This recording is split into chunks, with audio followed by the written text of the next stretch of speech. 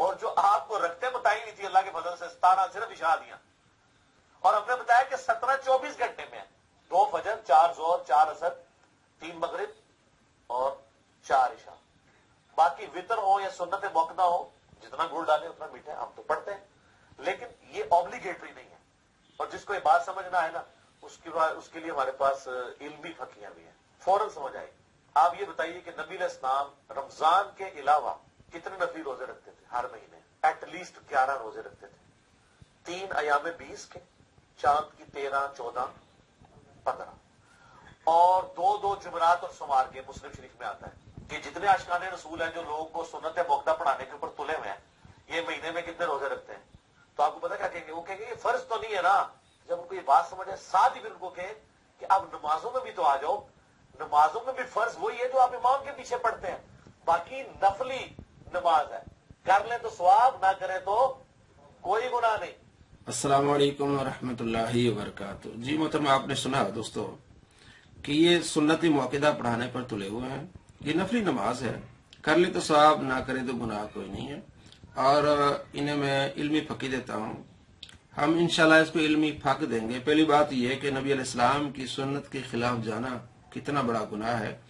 یہ مشکات المصابیح اور بخاری مسلم میں یہ حدیث ہے، نبی علیہ السلام نے فرمایا کہ میری ساری امت جنت میں جائے گی بجز اس شخص کے جس نے انکار کر دیا۔ آپ صلی اللہ تعالی علیہ وآلہ وسلم سے عرض کیا گیا کہ انکار کا معنی کیا ہے؟ تو آپ صلی اللہ تعالی علیہ وآلہ وسلم فرمایا جس شخص نے میری اطاعت کی وہ جنت میں جائے گا، اور جس نے میری نافرمانی کی گویا اس نے انکار کر دیا۔ تو نبی علیہ السلام کی سنتوں کا یہ انکار کر رہا ہے، اور لوگوں کو یہ باور کرا رہا ہے کہ آپ سنتیں نہ پڑھیں۔ ہم نے تو ان کو پورے دن میں 17 رکعتیں بتائی ہیں، اور انہوں نے صرف عشاء میں 17 رکعتیں بتا دی ہیں۔ میرے بھائی، سب کو پتا ہے کہ 17 رکعتوں میں سے فرض کتنے ہیں؟ 4 فرض ہیں، باقی نفل ہیں، سنت موقدہ، سنت غیر موقدہ۔ یہ ہر بندے کو پتا ہے کہ سنت غیر موقدہ نفل کے زمرے میں آتی ہے، اور موقدہ یعنی جس پر آپ صلی اللہ تعالی علیہ وآلہ وسلم نے عمل کیا۔ نبی علیہ السلام نے فرمایا اللہ تبارک و تعالیٰ اس کے لیے جنت میں گھر بنائے گا جس نے دن میں یہ 12 رکعتیں پڑھی۔ تو آپ صلی اللہ تعالی علیہ وآلہ وسلم اسے جنت کی بشارت دے رہے ہیں۔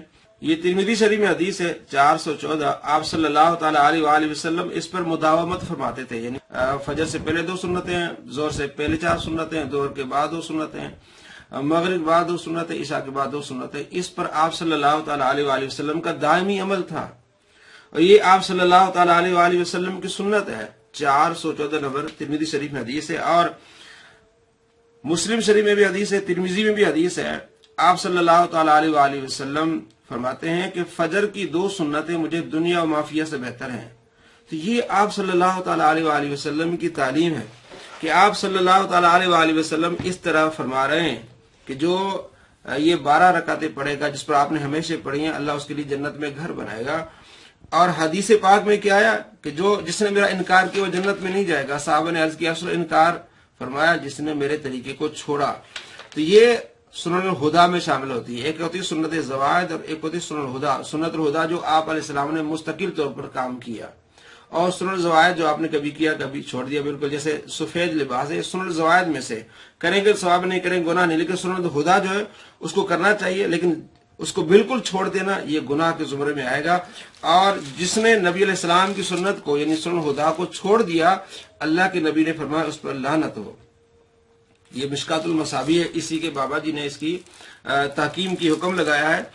109 نمبر روایت ہے، اللہ کے نبی نے فرمایا 6 لوگ ہیں جن پر اللہ کی لعنت ہے، اور 6واں آدمی کون سے؟ وَتَارِكُ لِسُنَّتِي، میری سنت کو ترک کرنے والا۔ میری سنت کا تارک، اللہ کے نبی نے فرمایا اس پر لعنت۔ اور یہ لوگوں کو کہہ رہا ہے کہ آپ سنت نہ پڑھیں، ٹھیک ہے جی، مرضی آپ پڑھیں گے ثواب ملے گا، نہیں پڑھیں گے تو گناہ کوئی نہیں ہے۔ تو جو سنت موقدہ ہے اس کو بار بار چھوڑنا گناہ ہے، 1-2 بار چھوڑنا نہیں، لیکن جب اس کی عادت بنا لے، جیسے یہ کہتا ہے اور بار بار کہتا ہے کہ بس ان کو نہ پڑھیں، تو یہ سنت سے لوگوں کو دور کرنے والا ہے۔ اور یہی بات جب رفع دین کے بارے میں آتی ہے تو بڑے جو نبی علیہ السلام کی سنت کو چھوڑے گا، نبی علیہ السلام نے فرمایا تو وہ اس نے میرا انکار کر دیا، حالانکہ وہ انہی کے لوگ کہتے ہیں کہ وہ مستحب ہے اور ہم کہتے ہیں وہ منسوخ ہو گیا۔ اس وقت یہ حدیثیں ان کو یاد آتی ہیں، لیکن جو مداومت والی ہے، جس پر آپ صلی اللہ تعالی علیہ وآلہ وسلم نے امت کو یہ بیان فرمایا ہے، اور آگے کہتا ہے کہ یہ ظلم کیا، یہ لوگوں کو پر یہ ظلم کیا ہے کہ سنتوں کو اس نے آگے پھیلایا ہے. یہ لوگوں کو بتانا کہ آپ علیہ السلام کی سنتیں پڑھیں، نبی صلی اللہ تعالیٰ علیہ وآلہ وسلم اس طرح سنتیں پڑھتے تھے. کہتا ہے لوگوں پر انہوں نے ظلم کیا ہے. وہ بھی دیکھیے. ایک ظلم کیا سنتوں اور نوافل پہ زور دے کر. دوستو آپ نے دیکھا کیا لوگوں کو بتانا کہ محدثین نے لوگوں پر ظلم کیا، امام ترمذی نے ظلم کیا، امام مسلم نے ظلم کیا. انہوں نے پورے چیپٹر بنائے ہیں سنتوں کے بارے میں، ان کی فضائل، ان کو پڑھنے کا طریقہ، ان کے اوقات. تو یہ کیا انہوں نے ظلم کیا؟ تو کیا یہ حدیثیں نہیں بیان کی جائیں گی؟ عوام کو نہیں بتایا جائے گا کہ اگر آپ مسجد میں جاتے پہلے تحیۃ المسجد پڑھ لیں، تحیۃ الوضو پڑھ لیں، اس کے بعد سنت ٹائم ہے تو آپ پڑھ لیں، اور اس کے سے پہلے 4 پڑھیں، اس کے ظہر کے بعد 2 سنت موقع پڑھیں، اگر ٹائم ہو تو اس کے بعد 2 اور پڑھ لیں.